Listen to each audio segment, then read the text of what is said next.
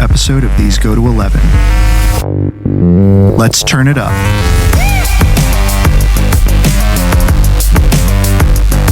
Hey everybody, welcome back to These Go to 11, an unchurchy conversation about everyday faith.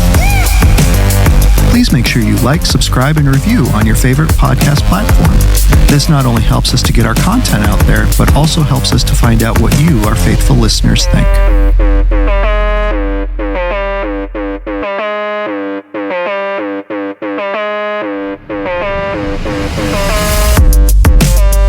Ladies and gentlemen, welcome back to These Go to 11. Let's get him Nathan Bell. Joining me as always, Greg Dutcher. Greg, what's going on, man? Nothing is going on. I'm ready to have a thoughtful, productive podcast that we would discuss issues that would encourage our listeners. Our wives are here. I'm scared. I know. Normally we're uncensored. Yeah. Normally there's some reference to like a Pop-Tart or the cheesesteak I ate. And I don't know. All of a sudden, dude, I feel like something has happened. I want to be on better behavior. But it's probably not going to happen. No, it won't happen. It won't happen. I don't think so. But I am excited. Yeah. Dude, I really am. I'm looking at our special guest today. Yeah. Just to let them know how excited I am. Because, Nathan, I think you and I have something unique to offer our listeners. 50 years combined experience of what not to do in a marriage. That's what you and I will contribute. That's right. And as this episode is releasing, you're actually celebrating 30, correct? Yes. Why don't we introduce the first, there's no particular order here, special guest, but this is my wife, Lisa. You want to say hi, Lisa? Hello. Oh, that was quick, easy. Hello. That's right. Yeah, Lisa, just so you know, this podcast drops on August 13th. Wow. Which I think is a big date. And just so everybody knows, we are not recording on August 13th. That Lisa would not have agreed to join us if we were doing that. Well, I mean, big day planned. So if we don't make it, you're going to have to nix the whole thing. Yeah. That's what I'm hearing. Ooh, that's scary. Is out. So we don't want to reveal the date we're podcasting, but I'll just say it's not that far. We're approaching it, but we're around the home stretch. Yes. It will be this date that it's releasing, at least 30 years, babe. 30 years. 30 years. Wow. Yep. Yes, it was 1994. So couple, I'm going to put her on the spot before we bring in our other guests that I bet people can now guess. All right, Lisa. First date, movie. The Fugitive. Yes. Yep. After The Fugitive, where did we go? We went to Milano's. Oh, yes. On York Road, Towson. On York Road. Yep. Why did we leave? Because we wanted dessert, and they didn't have dessert. They didn't have dessert. Yep. I thought they might have like a baklava or something, Nope. but they didn't. And then where did we go? I knew you were going to ask that. Come on. We got ice cream. We managed to. Friendlies? Nope. Come on. Another guess. Doesn't exist anymore. Oh, man. I don't know. There was a Mad Men episode that took place in this spot. Howard Johnson's. Yes. York Hojo. Road. Yeah, Yep. Hojo, which I think is now like a CVS. It's right near Towson University. Yep. So we We tell are our... so old. We are. We tell... Even Nathan and Joy are looking at us like they are so old. In fairness, though, Joy, we'll introduce Joy in just a second here. We've been married combined 20 years in a week from when this podcast releases. Awesome. But we didn't grow up in Maryland, so... Oh, yeah, a lot of these places are like, right. What? Well, here's the good thing. You're just like our kids, because we would love to show them where everything took place. The movie theater, the old Timonium Cinema, which was across from the State Fairgrounds, if you know where that is, out on York Road. Closed. Gone. Done. Milano's, done. Howard Johnson's, gone. The only thing left is us, babe. It's like the whole thing never even happened. I just want to, I feel inclined to say, I got you. And social media wasn't around, so there's no proof of it. Yeah, that's true. 1993, no social, no Instagram pics or anything like that. But so we are hitting 30 years at the date this is dropping. And I will ask your lovely wife to introduce herself, because it's a week from now, or 8 days, the 21st, that you guys hit 20 years. Hello, Joy. Hi. How are you doing today? I'm doing pretty well. Can I just say, you two look really cute, because you're unlike Lisa and I, that are as far apart as she can get. You are sharing a microphone. I know. It's sweet. Lisa, come back. What, dude, she's drifting out onto the parking lot. But Joy, you are here next to your special man, Nathan Bell. Yes, I am. So I just want to say this is not a podcast about combined 50 years of marriage, Joy. This is about an intervention for Nathan. So I thank you that you called this meeting. It's long needed. Sorry, Nathan. She told me she tried that years ago and just gave up. Right? There's no point. That's fair. That's fair. Joy, I want to hear from your perspective. Tell us that we went through some. Do you remember first date, first place, all that stuff? Oh, no, come on! It was only 20 years ago. Yeah, come on. Back to the middle of college is kind of a blur to me. That's right. So there, you met at college. I mean, I remember meeting him. Right. But, and then I remember having a very serious discussion with him. She could tell you the story of how we met. Oh, yes, because my roommate brought him home. And then she left. And I was left with this guy I didn't know on open dorm night. Wait a minute. Why did she leave? Wait. Me, I don't know. Roommate brought him home, meaning you were dating? He was dating the roommate? No, but... Just a friend. It was open dorm night, and they were friends. They had met on one of the welcome weekends before college started. Oh, I gotcha. And then this was September, and then she brought him back to the dorm, and then she left shortly thereafter, and I was left with a stranger. So when did you catch Nathan Bell fever? And the only prescription is Nathan Bell. When did that happen? She's like, has it happened? Oh, no, I'm sorry. Go on, Joy. So, fall of our sophomore year, I guess. Yeah. Yeah, we were really good friends our freshman year. In fact, I was dating someone else from back home. Ooh. But we would hang out and have long conversations that and poor stuff. But yeah, I was going to say, it sucks to be him, right? It's like, Joy, did you make the call? Sorry, I found a much more manly guy. He's got this amazing podcasting voice. Great voice. Which I got to get this out, Joy. Before we went live today, I said, Lisa, of course, is complimenting Nathan's voice because Nathan has an amazing voice, better voice than I have. I can admit it. Not really, but I hate it. So I said, remember, Lisa, that my top 3 voices, I've always wanted a different voice than the one I got stuck with. So if I could have Morgan Freeman's, which you knew. Yes. And then number 3 was Nathan Bell. But number 2, I said Bryan Cranston. To which Joy, remember Lisa said, who? Who's that? That's what she said. Who's that? Who is that? And then, Joey, remember when I clarified, you were like, yeah, still don't know. And for our listening audience, when Greg said that, he was like gripping his chest like he was about to have a heart attack. I know. No, Joe, I can forgive. So now your husband has made it down the path of a season or so of Breaking Bad, couldn't get past it because, everybody has to have a flaw. Episode or two, yeah. Well, that's the problem right there. I assume you've watched none of it. Correct. Wow. You guys need to give it another shot. Nate, is there any way I can get her? In fairness, I haven't given it one shot. Godzilla, isn't Cranston in the Godzilla movie for like 5 minutes or something? Yeah. What else is he in? He's got I Malcolm. Watched Godzilla. Malcolm in the Middle. Did you ever watch that? No. Wow. Seinfeld. Some. A little bit. He's the dentist in Seinfeld. Remember? Yeah. Kramer, you're an anti-dentite and all that. So, all right. I know we're going to talk about marriage, but Nate, we have to solve this problem. Because if you hear Bryan Cranston, Joy, reading the great poem, is it Shelley's Ozymandias? My name is Ozymandias. I have heard that because when we did our, I should probably speak into the mic. Yes. When we did our podcast on Breaking Bad years ago, that was our intro. That was our intro. Yep. My name is, I still hear it in my head. Yep. Would it be typical, Lisa, of our marriage if for the next 30 minutes, Nathan and I just talked about Breaking Bad, and then we realized we have you both in here and aren't talking to you? So he's like, I'm all right with that. We can do that. Yeah. I'm scared they might be fine with it, Nathan. Right? What I'm thinking is that they're going to do their own podcast that we don't know about, and that's the one that I really don't want to hear. So, yes. Anyway, Joy, that is awesome that you are with us, Lisa, that you were with us. And, of course, I made the mistake of, I think, saying, okay, so as we introduce our ladies, and Lisa, what was your corrective to that? That was one of the rules that you're not allowed to say. Our allowed to Ladies. say, here's Our Ladies. That's just, I don't know. So Our Joy Ladies. understands. It's just annoying. Why Let- is it annoying? But it just is, right? It's so 1960s. Yes, that's what it is. Let me try to. Women folk. No, that's worse. I'm sorry, that's the 50s. That's the 50s. Our gals, How about wives? 70s. wives. That's so pedestrian. I don't know. And yet here we are.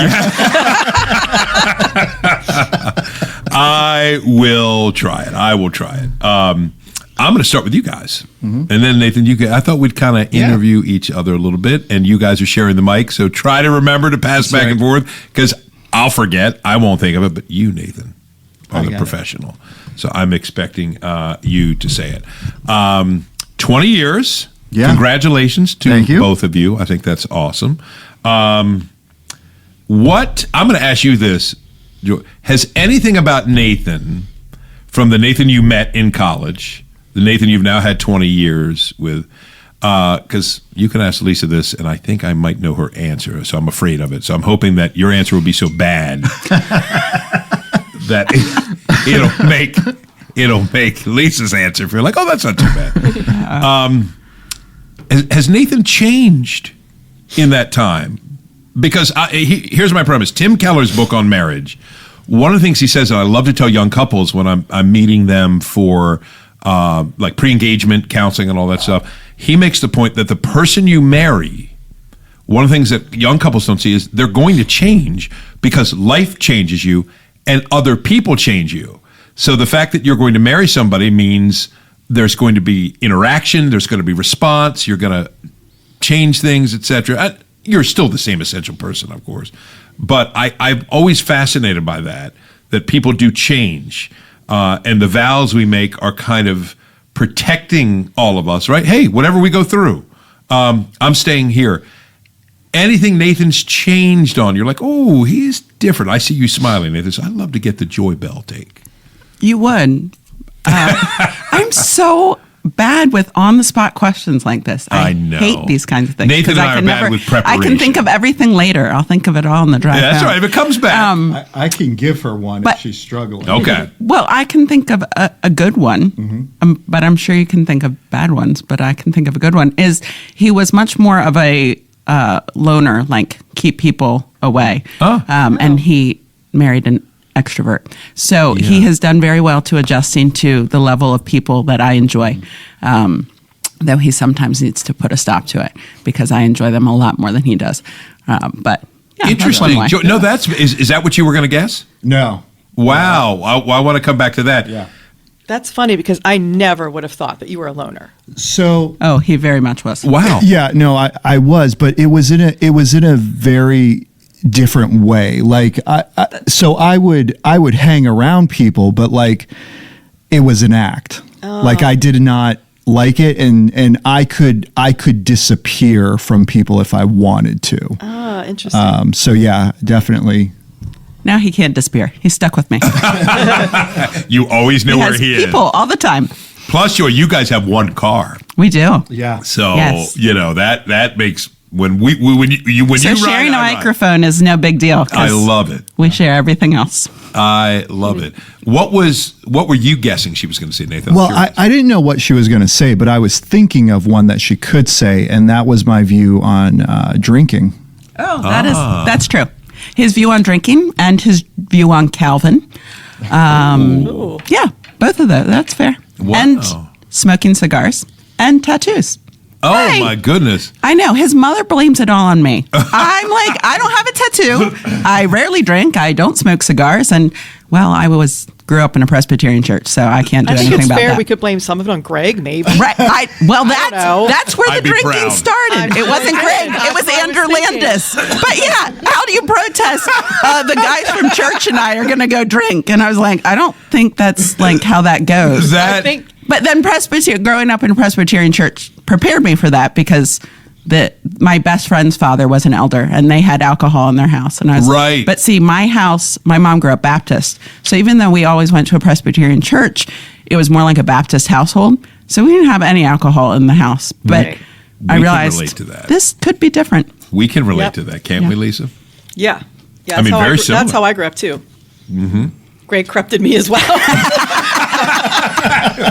Well, I'm glad. At this point, we can just turn off the mics because this has never seen the light of day. I'd like to keep my job. I'd like to remain on. We'll just send out a special message that no one from CFC can listen to this. Interestingly enough, though, at our wedding 30 years ago, Lisa, if you recall, your parents later said, see, I've changed a bit. Right. We did not have alcohol. We did It was not a dry have- wedding. Oh, neither did we. Or dancing. Wow, you didn't even have we did have dancing. because we had it at Perry Hall Baptist, our reception. Oh. And 20 years ago, they still didn't do dancing That there. was a no-no. That has changed. Wow, yes. I got to reach Well, out to in my fairness, mother I didn't grow up dancing, and I have all the rhythm of the stereotypical white person. And Nathan just refuses to dance. So we thought, if we're not dancing with each other, and my father is also stereotypically white, and there was no need to make us go through that awkward Yes. father-daughter dance. Right. We were like, Stereotypically well, then white. let's have it at a place where we just can't dance. Yes. So Perry Hall Baptist was willing to stand in there for us. That means, Joy, if you clap on the on beat. That's what I've been told. I clapped to my own beat. Our first church was, at least 25, 30% African American, and that was always the joke. Is that I can tell you clap on the on beat. That's what our black friends would say.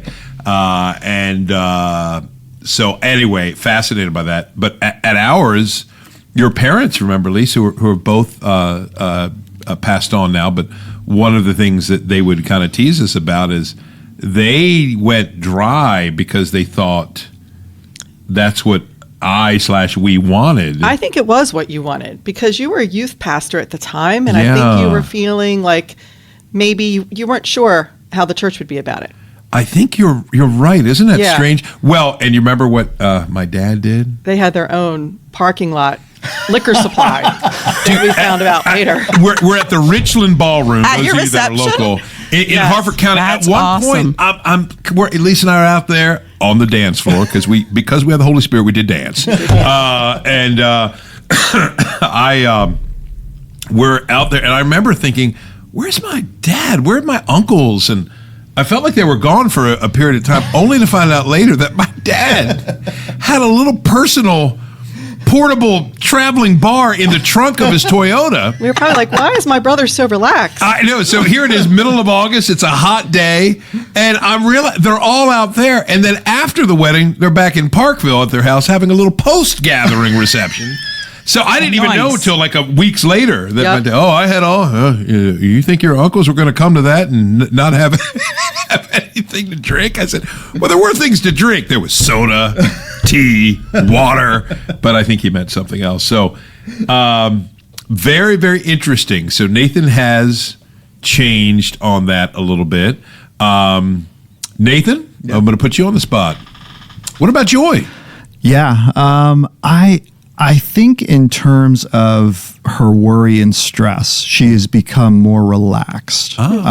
So Joy's giving 2 thumbs up. I like that.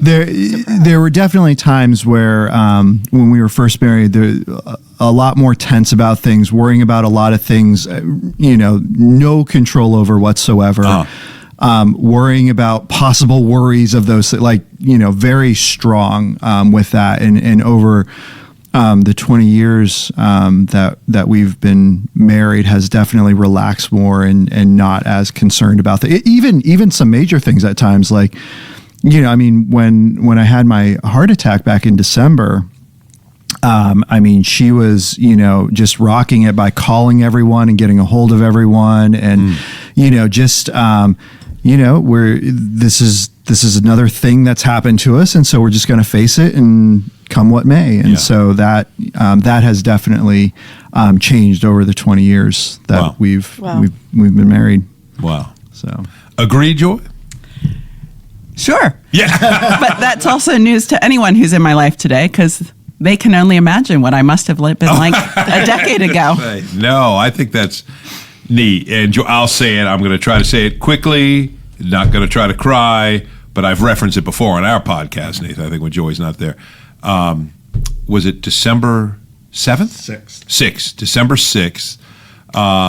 Well, that's when you went into the that's ER, when but I I went, called yeah. Greg on the 7th. It was, yeah, that's right, because that was my last day at Towson. Yeah. And I don't know if you knew that, Joy, but because I still have your listing of my contact as Nathan Bell, but it's a different picture. I got to change that. I always know by the picture. Oh, that's Joy. If we text back and forth on this or that. Because that's one of those things that we used to share, a cell phone. You shared it, just like the car still, right? Just like the microphone.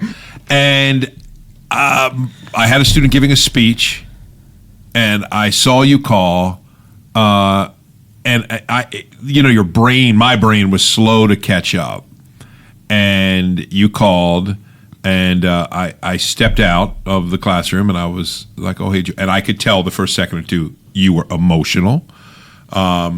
And I'll never get you. That, to me, I've told Lisa this 100 times, that was one of the most surreal experiences, because I thought, what are you going to tell me?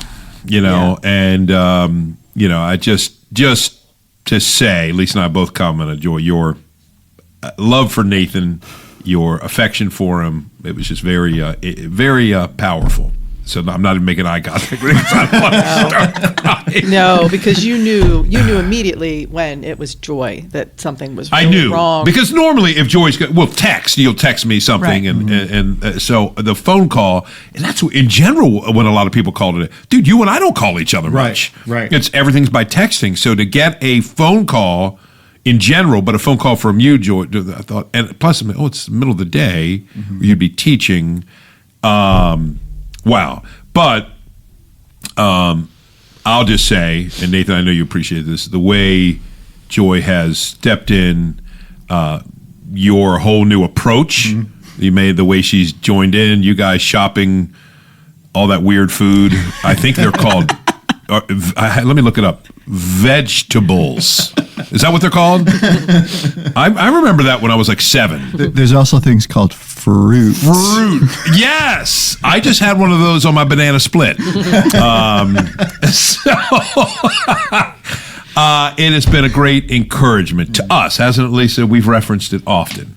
For sure. Joy would be called in our house by Isaac. He calls everybody mans, but he means, what was this? W mans. Yeah. That's a good thing. Yes, it's a good thing. When you get W mans, I mean, I don't get W mans. No. What do I get, Lise? L-man. L mans. I get L mans. For you to get W mans, anyway, I just thought, let's talk about notice what Lisa and I are skillfully doing. We're putting it all on the belt. I'm also noticing. Yeah. Because I can roll like this. This is I'm too afraid. No, we will get to some Dutcher stuff, but can you just tell a story from your perspective? 20 years, so you were at 19, or so when Nathan had his heart attack. Just what have you learned about yourself, him, your dynamic together, anything? I'm trying to give you a blank canvas and say any of those things that you want to unpool thread-wise, feel free. I've learned it's much better to grow up with somebody. I think we got married so young. I was 20. I was a month from being 21. He was 22. And, we were just so young. We didn't know anything. My parents tried to sit down and tell us things, but you were like, oh, yeah, we got this. Oh, we'll be fine. We know this. Bless their hearts. Yeah. When neither of you know anything and you're just trying to do life, and when all the rough stuff comes at you, you just kind of roll together because you're looking to each other going, what do we do? Yeah. What are we, and like Nathan said, I was a worrier. So it was very much of a blessing to have somebody who was like, nope, this is what we're going to do. There's nothing you can solve by worrying about it. Let's do it this way. And we haven't always made the right decisions. We look back sometimes and we're like, we would have done that different. Sure. But, but we did it together and we learned a lot along the way. And so I think then when you hit something at 19, like a heart attack, you know each other well enough to kind of roll with it and okay, here's the next step. Here's what we're going to do. And I always say now, people nowadays, a lot of times there's talk about, like you should know yourself. I don't want to know myself. Myself is a mess. And if I spent time knowing myself, I would not, nobody would want to be around me. So, the fact that we were so young and just kind of grew up together and know ourselves and sharpen ourselves together, I think has made it what it is. And then, at this point, I think, like I can't imagine, so many people, fall out of love or get divorced. And I can't imagine trying to get to know somebody. Like he's got my entire history. Yeah. It's like my siblings, Yeah. I mean, that's Nathan and my siblings are really my best friends because they have all my history and they love me despite that. Yeah. Right. Yeah. So I don't know how I could trade that away because It's too valuable. you're right. Exactly. Wow. I love it, Joy. Nathan, what about you? Same question. What was the question? Somebody I went called it- ADHD on you. I didn't remember the question either. Well, it started because remember I gave you the kind of the blank canvas. Yeah. And 19 years in. Yeah. Something that you didn't expect. I didn't know. None of us would have Yeah. expected. And because Nathan, you were just a stone's throw from 42. Yep. At the time, right? Yeah. You turned 42. Less than a month. Yeah, I turned Yeah. 42. And so the Just a- heart attack was the hospital was the 6th, Yeah. and then I turned 42 on the 23rd. Right. So, yeah. Right. So I mean, very young, but I like what you said. You got married young. Yeah. So you had some life experience, life Yeah. mileage on you. Just from your perspective, Yeah. What have you learned about Joy, Yeah. yourself, your marriage as a result? Yeah, I mean, I've got to. It's not going to be very controversial, but I got to echo what Joy said about getting married young, like that context of like. Well, I think there's two things, right? I think there was the getting married young and growing up together, but then there was this is for life. Mm-hmm. Like we're not, divorce is not on the table. No matter how bad things get, Yeah. we're going to push through it. We're going to work through it. Yeah. And so like I think that mindset helps, right? Because then you're going in, and regardless of what happens, good, bad, or ugly, we're going to stick it out together. We're Right. going to work through it, right? And so Joy says this about me. I'm like Bruce Banner 99% of the time, except for when I get in the car and then I turn into the Hulk. And Joy learned that about me when we were in college hanging out and we were friends, right? Yeah. Like that was something that was just very apparent to everyone. Like, Yeah. there could be a tornado coming around and tearing down, the house and, could be, like a purge type scenario. And I'm just there and things are happening. But you put me in a car with other people around me who do not know how to drive. And Yeah. something in my brain just clicks off, and she's seen that, so she knows where what my temper can be and who I can become when I'm in the car. Show my true self, as it were. Nathan, I'm over here thinking this is exactly what I deal with Lisa. 'Cause, I'm the person that's irritating you. I'm the one in the other cars. I'm the one that's like, is she just driving? Like, why is she like got her signal on but not changing lanes? That's me. but Nathan, like you, I'm very calm in the car. Lisa would tell you if I hit traffic or if I miss an exit. Lisa, would you say I'm?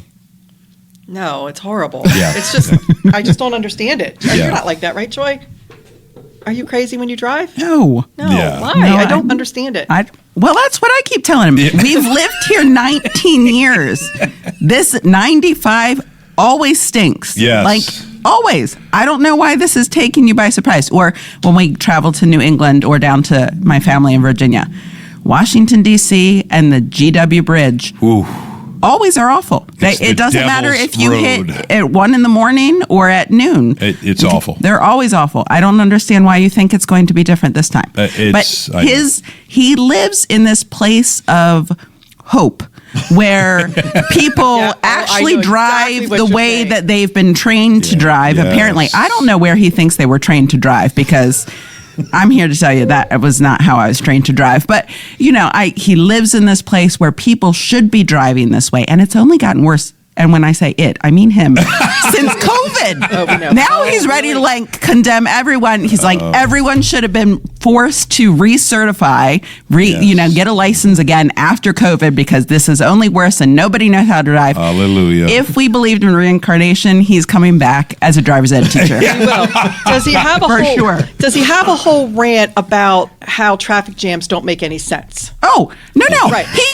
They make sense because everybody made the wrong decisions, That's and he'll what it walk is. you through If all of the wrong everybody decisions just- about merging and about the left lane and about all of these true. things. And I don't know if these rules are actually rules anymore. I think Can we he's end this working off a podcast right now? 1960s Can we- driver's ed book. I think you're right. And I think if you looked at a 2000s version, half of these things aren't real anymore. I think you're right, because we're planning our vacation this summer to New England. So, Which has already happened by the time this is dropped. yeah. So, you can sort of say how it all went, how it went down. As It you was go. amazing. I was calm behind the wheel. I never showed any frustration. I'm not even lying, because I'm just describing something that hasn't occurred. Go So on. there are 6 of us in our family, and we're going to have to take 2 cars. And we've pretty much, the kids and I have been discussing how we're concerned about, there's a portion of the trip where you have to go kind of around Manhattan.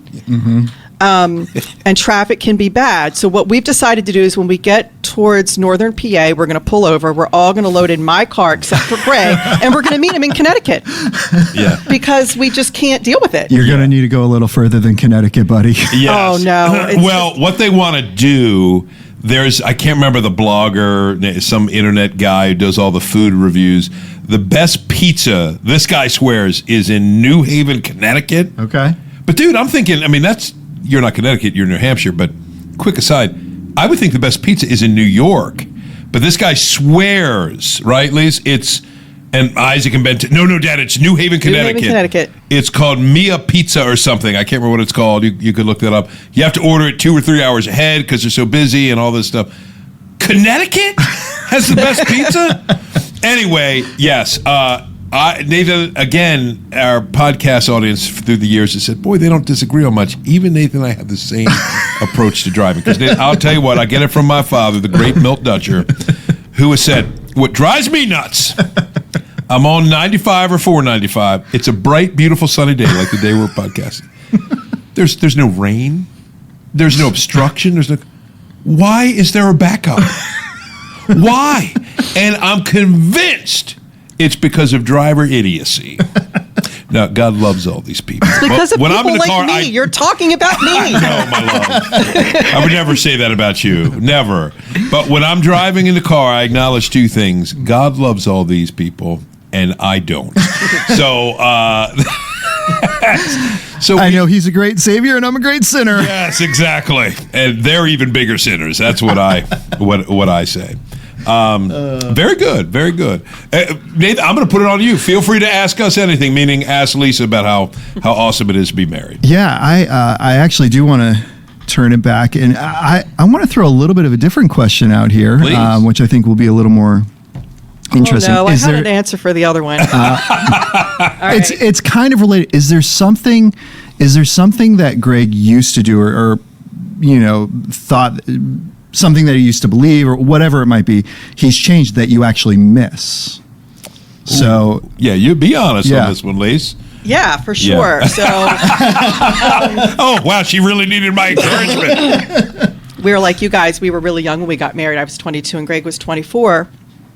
And it's kind of a sad thing, but there was a lightness to Greg that I think time has...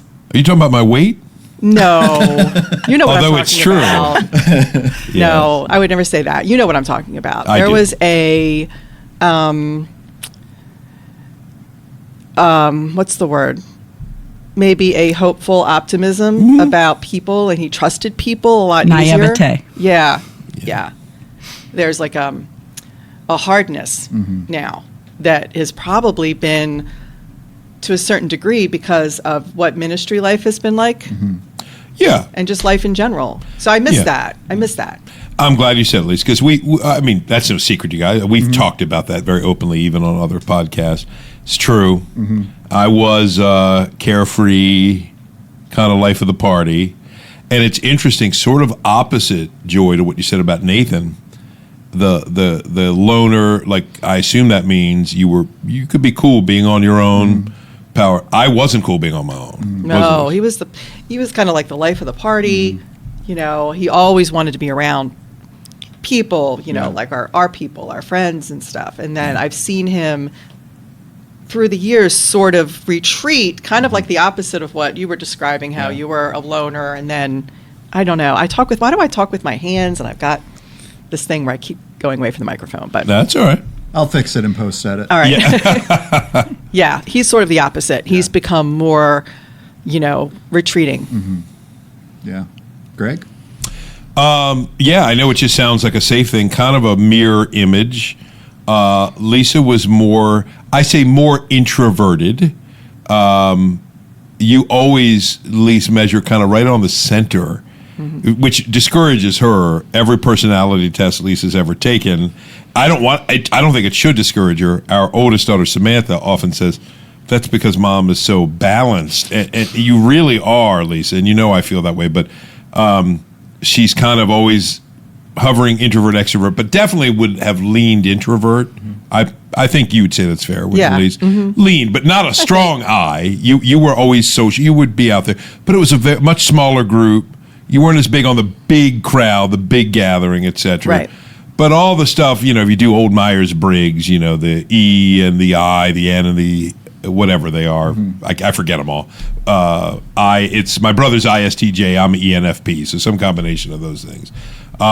Lisa's always kind of right down the center, but your introverted nature, the first time I ever saw it kind of burst, ironically, is when I proposed on Mill Mountain, Roanoke. I've never regrets. There's a star on it. Do you know that part of the world? Because your folks were down there in Lynchburg. Yeah, they're still down there. Yes. I mean, I know my brother-in-laws grew up in Roanoke. His parents Yes. still live there. Well, Mill Mountain, where her grandmother was close to at the time. Before we went there, we went to a really the fanciest restaurant we could think of. Red Olive Lobster. Garden. Close. I think owned by the same I person. was going to say Jack's Eats. Yes, Jack's Eats. And I told Lisa because it was a special dinner, she could supersize. No, had to get that in there at some point. At least you know I would. So, yeah, we went to Red Lobster because I was on a seminary budget. But actually, at the time, I thought, well, Red Lobster. Red Lobster. Yeah. I mean, She's going to be on to me. She's going to know something's coming because got those cheesy biscuits. And I proposed to her on Mill Mountain. And that was November. It was kind of a warm, unseasonably warm night, 93. I think it was November 13th. And I remember I gave you that little ring that you're still wearing. We were, holding hands. And we're coming down the mountain. And this group of people are coming up, walking up the path to see the star, random strangers. And Lisa broke free of my hand, ran up to them, and shows them, I just got engaged. And I was like, what? Never. So I remember thinking, she must love me enough to break protocol to do something she wouldn't do. And that's always been special to me. I joke about it, at least, but it's always been special. And so she kind of did that. And then I went into a ministry life pretty early. Graduated seminary in 97, went to Stillmeadow. And I have seen, it's interesting, Lisa's comfort level at any event has really increased again and again and again. And it doesn't seem like anything ever throws you, like big crowd, medium crowd, small crowd. I see you can always find somebody to interact with. And it may seem subtle, but it's, the Lisa I remember meeting wasn't quite like that. You were a little more quiet, a little more to yourself, and you're that's true. very. And you've always got a good zinger. You're always witty. The one I've always told is when we were going out one night, and yeah, you look great. You're getting dressed up. I'm a little more dressed up. And it was probably a wedding or something. I could tell you were frustrated going through your drawers, like looking for one more thing. I said, "Oh, are you looking for your rouge?" And you remember what you said? I said no because it's not 1957. Yeah. And of course, she said it so bluntly. She don't even make eye contact. No, because it's not 1957. And I'm like, that's what my mother called it. Apparently, am I right, Lisa? It's called blush. Yeah, it's probably called something else now. Okay. So, yeah, quick little zingers and stuff. But yeah, it has been a change. And you would say, at least, since Nathan, that's probably a disappointing change on my part, right? You miss it. Yeah, for sure. Yep. I miss it too sometimes. It's fair. But It's fair. I do appreciate that Lisa has, what stands out to me is that you've stayed. You know, I mean, she married a guy that she didn't know was going to have a major depressive Right. episode, and but it didn't matter. I mean, I know it's affected, but she has stayed and supported. And I look at her, I'll get all. Well, we all concerned. have our things. Right. Yeah. And it's not, that's not completely a bad thing. Mm-hmm. But I think that there was this optimistic side Yeah. to him that I've seen kind of like, wear down through the years. Hopefully Yeah. it'll come back. Maybe. We'll bring it back. Maybe. So my next question for both of you is 30 years Yeah. plus kids. Yeah. 4 kids. And so how has biggest change that having kids has had to your marriage? Well, now it's getting Yeah. to the point where it's really hard to even remember the pre-kids era. Yeah. Yeah, they definitely shake things up. And we happen to have 4 kids that all have really strong personalities in a very good way, but it definitely makes life interesting. Yeah. I don't know. Can you even remember what we were like before we had our kids? We talk about this a lot. Like, it does feel, you know how we always say now we date life pre-COVID, post-COVID?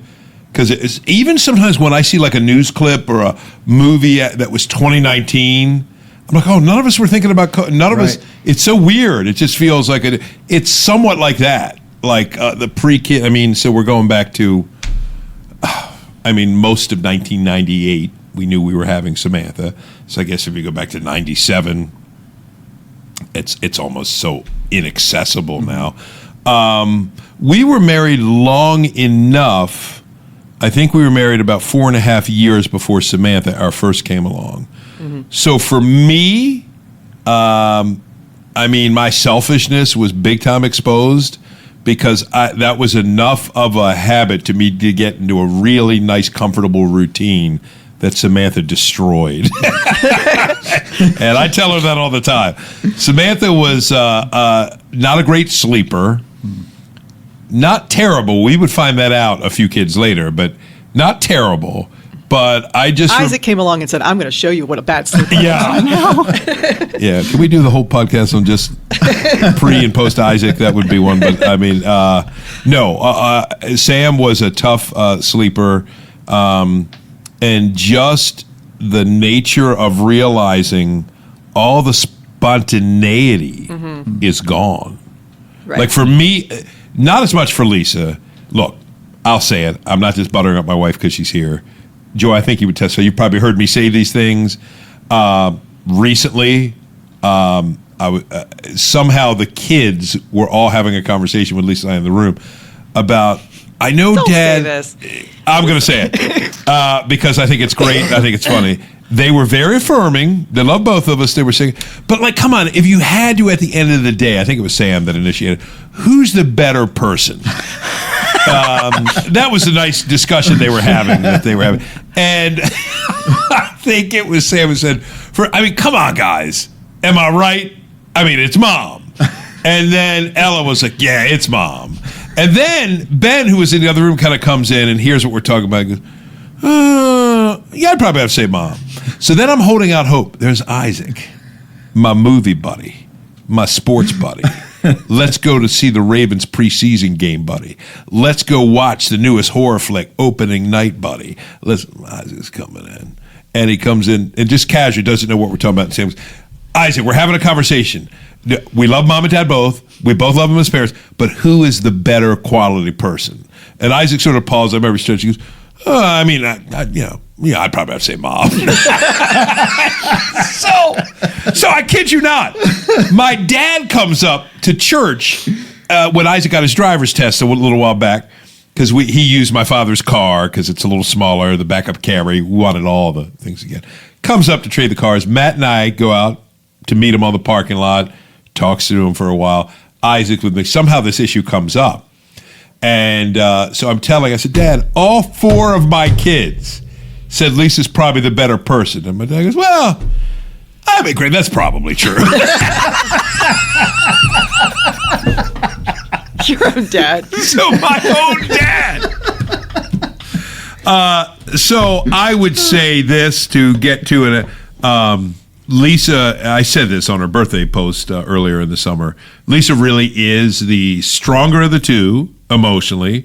She is the gravity of the family. She really holds the family together. I'm not saying I don't think I break the family apart, but I think Lisa just holds it together. I think because she's centered and all these things. Remember, you've always said, I want to show up stronger in one of those personality tests. Right. On either side. But the stronger ones, I just find, tend to be more measurements of extreme. Right? So, not that extreme is always bad. Extreme can help you get some things done. But usually the extremes carry strong benefits and some not so great aspects, right? Yeah. So I found that you really found a way to pretty quickly stabilize our environment and life for kids, and it's been a lot of fun. I would say when we're out, Lisa, don't we talk about the kids more than anything else? Yeah. Yeah. For So sure. all the nights we're trying to finally, we need a date night. We got to get a babysitter when they're here. We got to get a date night. We haven't had one, and we got to get a date night. We spend the whole night talking about the kids. Right. We're like, well, we could have just stayed home. Yeah. But it's been it's a test at times, because when they're little, you can hide your stuff from them. Harder. Yeah, because, well, we've talked a lot about how when our kids were young, so there's 10 years between Samantha and Ella, and then the boys are in the middle, and we would be going through something at church, something ministry related that was serious and heavy, and you feel this urgency and need to talk about it all the time and analyze it from all the different angles and try to figure out how you're going to fix it and solve it and how you've been hurt and we regret it because we did a lot of shooing away. That's what we would call it. It was a lot of like, oh, this is so urgent. We've got to talk about this issue right now. Yeah. So we would do a lot of like, okay, let's just get the kids to bed early, or let's get the kids in front of the TV, or let's get the kids, settled so we could talk. And I feel like they probably heard a lot that they shouldn't have been hearing. I mean, nothing horrible, but just I think they probably could hear the strain and tension and worry in our voices. And I think that's something, if we look back on, we would advise parents or ministry parents to guard against. Yeah. Oh, yeah. I think, sure. Yeah. Yeah, because it's almost like you have to view parenting in that respect as sort of like a job. And when it's the evening hours and they're not in bed yet, you're still kind of on the job, and you can't let your guard down and just, And I'm hearing a click when Lisa talks. Are you hearing that? Say something, Lisa. Nathan will fix it all in post. post. That's what we always count on. That's why we become Never mind. That was terrible. Yeah, I think that is. Now, as they got older, we would just bring them in. Yeah, we bring them into conversations. Like, for instance, talking about pain in ministry, we just talked to them, the older ones especially, because, Sam's 25, Ben's 21, so they're adults. Yeah. So we can have an adult conversation, which has actually been nice, hasn't it? It's been nice. At some point, you have to make that decision when they're like tweeners. Yeah. We want them to be kids and not have to bear the burdens or the annoyances. The other thing is, you don't want them to hate ministry life. Right. You don't want them to hate the church culture. I really worried about that for a while. Yeah. Because, it just, there were seasons that were so dark. Yeah. And I didn't want them to equate, people who've maybe hurt us or hurt Greg in ministry, for them to think that's everybody. Yeah. Yeah. Or that's what the church is. That's what the church does. People leave. That's been a big theme is people leaving and learning how not to take that personally. Because even the kids take it personally. Oh, where's Mr. So-and-so? Right. Why did they leave? Yeah. And it through kids' eyes, it can be very simple. They didn't like you. Right. Yeah. Yeah. And the answer is yes. Like, yes, that's exactly right. Honestly, Yeah. and they're smart enough to know it. Like, Yeah. it's tough. I'll say Lisa has been such a you guys know I say it all the time. There is no me pastoring without Lisa. Yeah. I wouldn't have been able to do it. Yeah. So I'm very grateful for that. Too much attention on us. I'm going to throw some back to them, Lisa. You like that? Back to Joy. I like it. Yes. Back to Joy in the studio. Joy. Tell us what happens when Nathan eats chili. No, we'll save that for another cast, right? He's Nathan? in big trouble because he had a heart attack. Yeah, that's true. Could he eat vegetarian chili? He hasn't found one that he likes the taste I of yet. gotcha. No, makes sense, dude. And vegetarian chili, it should not exist. But that's a whole other subject. I'll kind of ground some things for all of us here, because how are we on time, Nathan? I've enjoyed this, by the way. We're at 51 minutes. Oh, okay. So we're kind of in the landing the plane. But he's going to go back and do a lot of editing. He's going to take all that traffic stuff out. Oh no, that's the good stuff. I know that one of the things I really enjoyed. I'll put the attention on Matt Smith's parents. One of our pastors here. We reference Matt regularly. He's been on the podcast several times. I call her Miss Joyce, Matt's mother, who comes here. Precious lady. I'm really touched by her faith and her strength. She and her husband, Harley, were married for 70 years. So if you call in 2022, in March, we had a little cake reception for them. It was just, I think, because, I'm sorry, how often are you going to have somebody that's married 70 years? And Matt looked it up. I think it's less than 0.5%, because you have to have the trifecta. You have to both be young when you're married. You both have to last, through all the life's challenges and when you frustrate each other and all that.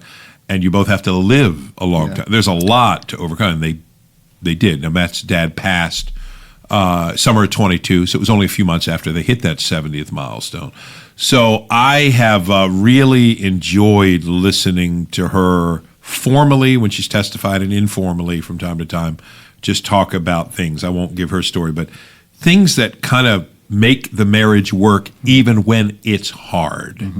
So I'll give that to either you, Joy, or you, Nathan. What has made the marriage work even when it's gotten hard? Because one thing, notice we're all just saying, without saying it, it's the last thing I'll say about us. Lisa and I used to always brag when we were dating.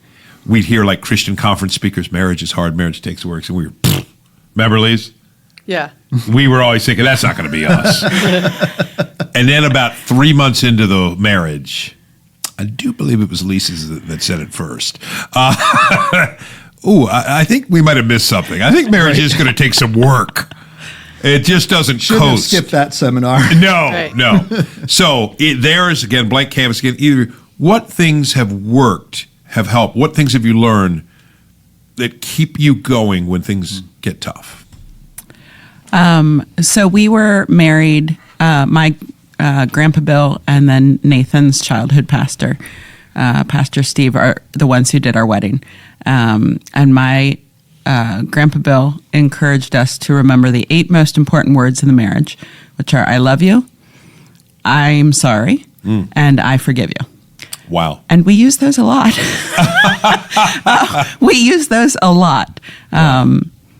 And I'm sorry is an important one. And we both, it's an important one to be able to say, to admit that you were wrong. And sometimes it's intentional wrong, and sometimes it's just, this is the person you live with, and so you're bearing the brunt of my venting right now, and it got out of line. Wow. But we both saying I'm sorry is very, very helpful. I love you is important. We also have a shorthand where sometimes we will say to each other, I don't like you, but I love you, but I don't like you right now. And so to be able to admit that. That's great. Yeah. So just, I love you, I'm sorry, I forgive you. Yeah, and the I forgive you really is the response, right, to the person. Right. Once the person says, I'm sorry, Yeah. that's really good. You know what? All these years I've pastored couples, I need to give something like that. That's really good. Isn't it? At least, why have I never done that? It's so simple. That's why. See, what she's saying is, I'm so intelligent. I'm thinking on this esoteric level. Nathan, is that what she's saying? No. She's not saying that. That's gold. No, that's the highlight of the cast right there. Yeah. Nathan, anything you want to say? No, I mean, and this has not, I don't think, been intentional on our part. It just, by God's grace and providence, I don't think either one of us has been seriously angry at the same time. There's always been, if I'm angry and I'm going off on something, Joy seems to have the presence of mind to be like, okay, I'm going to let him go off on this. Yep. And I don't need to, she's not equally matching my intensity. That's good. And it's been the same. When Joy's upset and angry at something or really hurt about something, I haven't matched her intensity with that. I've been the one that's been able to back off and stay calm. And again, it's not something that we set out to do, but as I look back over arguments, over frustrations and things like that, it seems that, like I said, by God's grace, one of us has been able to back off and has been able to allow the other person to come down off of whatever it is, so that there hasn't been the buildup of fighting that has happened, right? And I think, to what Joy said, that shorthand that we have, like, I always love you, that will not change, right? I made a promise to you, I'm committed to you, I understand that love is a choice that I make daily, and so I will always make that choice. But you're annoying me right now, and I really don't like you. And even doing that, right? We're able to chuckle and laugh at it in the heat of whatever's going on. So, but yeah, those 8 words that her grandpa Bill said to us has been something that has just always resonated with us and stuck with us. Well, I'll jump in there and say, Mrs. Smith, Miss Joyce, Matt's mother, has said that very openly, right? That forgiveness is the key, which just fits so well with what Grandpa Bill, love that, told you both, because you put enough mileage in that many years, there's going to be much opportunity to either, I guess, grow bitter or forgive, right? And it really is one of those things. That's beautiful. I'm going to put you both on the spot one more time. See, I'm deflecting. Nathan, I'll put it on you first. Give Joy a little more time because you're the professional podcaster. All right. I want you to tell Joy just what you love about her and what she is to you, because I think it's good. We joke, but just to say that, you don't have to make it Hallmarkish. It could be simple, but I just think it'd be good for our audience here, because I know one of the things we pray about is that we'd encourage marriages that are hurting, struggling, and I think it's important sometimes just to hear these words of affirmation from a seasoned couple. Yeah, well, Joy's over there chuckling and smiling. Yeah. Because early in our marriage, and well, even more recently in our marriage, she'd be like, well, why do you love me? Yeah. And my answer is always, because I do. Like, I make the decision to do that, right? Like, so, that external thing. So she's chuckling because, you're asking for, like, the thing. I think that's and very I'm like, legit. And I'm like, yeah, well, there isn't. I make the decision to do it. Yeah. Right. Like, doesn't matter, how annoyed you are, whatever. But for the podcast, not for Joy, but for the podcast. Yes. How about that, Joy? I could have phrased it a little better too, Nathan. What do you appreciate about Joy? Yeah.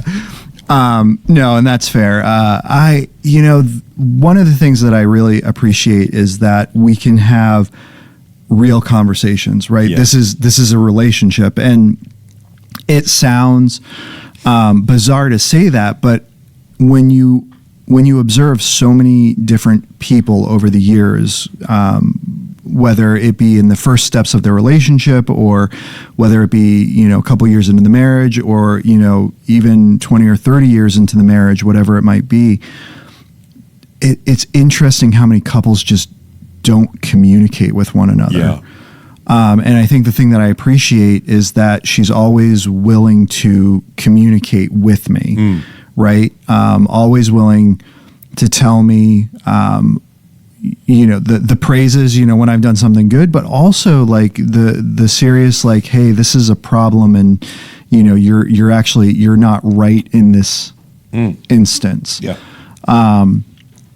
And that's right. That's talked about, Joy talked about, being her best friend, right? That's what friends do for one another. Yeah. Right. They praise you in the good, but then correct you when you're in the wrong and you're in the bad. And so having that open and honest communication is something that I appreciate. Yeah. Because I don't always see that. And so that becomes very important. I love that. So I think too, I appreciate the fact that she has gotten to know me over the years and knows okay, I need to just let him be, right? Talked about, introverted person, loner. And there are times where I still just need to be alone. Yeah. And so, she's gotten to know me and knows, okay, this is time where he needs to be alone, vent alone or whatever. Because sometimes, even having somebody around when you're annoyed and upset is annoying. So being able to vent alone and just be alone, and her, being able to know that, I appreciate those things. Love that honesty. Joy. Well, I would say one of the same things is the choice. There's definitely times where, especially as a woman, I'm like, could you be a little bit more like traditionally romantic? Hallmark, please. Just a little bit. It's like every now and again. Cue the Barry White It would be music. okay. Yes. But I have come to appreciate very much over the years that he makes this choice. Yes. He makes a choice to say I love you, and he makes a choice to be there. And he makes a choice to love me well in word, in accountability, but also in doing day-to-day life. Yeah. With me. Nathan and I are not a traditional household. He cooks. I do not. But I'm the one that does the dishes and puts stuff away. But there'll be times when he'll do the cooking, and then I'll find him also cleaning up, and doing that, or doing something that normally is something that I would do. And he'll come alongside and help with that. And I appreciate those. Those are romantic in their own way. Those are I love that. Are real love. The flowers will wilt. Yes. The dishes will be dirty again. But he's making the choice to be there day after day, and I appreciate that. Yeah. But I also appreciate how he, when we got married, I'm the oldest of my family, and I have 6 younger siblings. And Nathan's the third in his family, but the siblings are much further apart. And a lot of his nieces and nephews are some of my younger siblings' age. And we wanted to be invested in our families. And Nathan does that well. He loves both of our families very well. And he'll be the first one to be, we'll get a call. Hey, can you, watch these kids or whatever? And he'll be like, oh yeah, absolutely. Or, when my grandparents were also married for 70 years. Yeah. And when my grandmother very unexpectedly passed away, it was Nathan who, without talking to me, announced to the family that we were going to move in with my grandfather. Yeah. And I was like, oh, okay. And I would have gotten there, but I would never, in that moment, it hadn't even occurred to me. Yeah. But Nathan was already there and was already, this is us and we have the ability. I appreciate that about him, that he loves both of our families very well. And it's not a my family, your family sort of situation. I love that, Joy. Love that. Greg, I'm going to kick it back to you. And Lisa, I'm going to let you go first because I'm going to give Lisa the final words on the podcast. She should get the final word. But yeah, tell us. No, thank you. Tell us what you appreciate about Lisa. The Joe, what you said about I have often thought what you did, both of you, for your grandfather. I mean, you had a house several miles away, but you were living with your grandfather together. You were both teaching full time. You got to make sure your main house is good, but you're living it. It was just a really beautiful thing. That has not been lost on us either.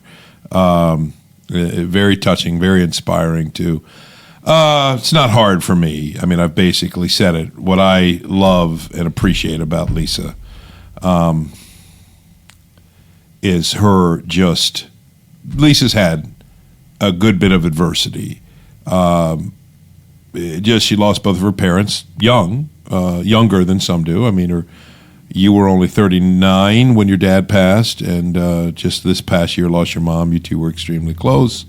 As I said, married a husband who was a little more carefree, optimistic, and some just hard knots on my family tree have made things harder. Lisa is always, I've told you this, Nathan, my favorite literature character is Atticus Finch. Mm-hmm.